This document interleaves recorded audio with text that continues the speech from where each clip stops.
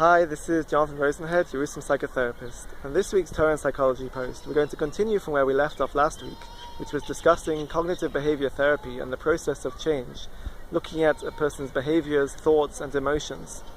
And for Shabbos Rosh Hashana, I'd like to look at the message of the shofar from a CBT framework. So to start off with behaviors, the halacha tells us that the shofar should be bent, as this is a symbolic message to us that we should bend ourselves over and take a submissive stance.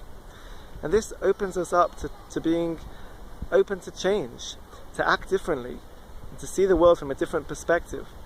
Because sometimes just changing one's behavior can be the initial process, the initial stage in change. And why is this? Because just changing one's behavior can actually break the routine of habitual behavior, or as Reb Chaim Shmulevitz refers to it, the slumber and stupor of habit. And indeed the Rambam says that the sound of the shofar is intended to be a wake-up call, to wake us up from our slumber, to do teshuvah and to change. So now for thoughts.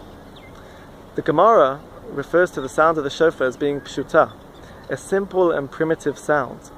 And Rav Soloveitchik explains that this simple sound is intended to express the idea that we should take a simple look at ourselves, to look at ourselves at face value, and in an honest way try to remove the unnecessary complexities and falsehood that exist in our life, to remove the discrepancy in our thoughts between who we think we are or who we think we should be and who we really are, to take an honest appraisal and to adopt a more accurate way of thinking. So now for emotions.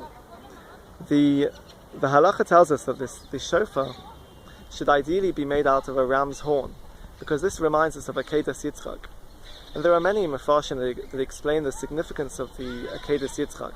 But in particular, what emerges is the gamut of emotions that was experienced during Akedas Yitzchak, how it affected the people that were involved. We have a whole spectrum of emotions and contrasting emotions, from happiness, sadness, serenity, submissiveness, the self-sacrifice, and all this was occurring at the same time. And the message from Akedas Yitzchak is that we need to respect the role of emotions, respect the role of different emotions when facing life's challenges, to appreciate the process of emotional change and emotional development when facing life's challenges. So I'd like to wish you a good Shabbos, and a happy and healthy New Year.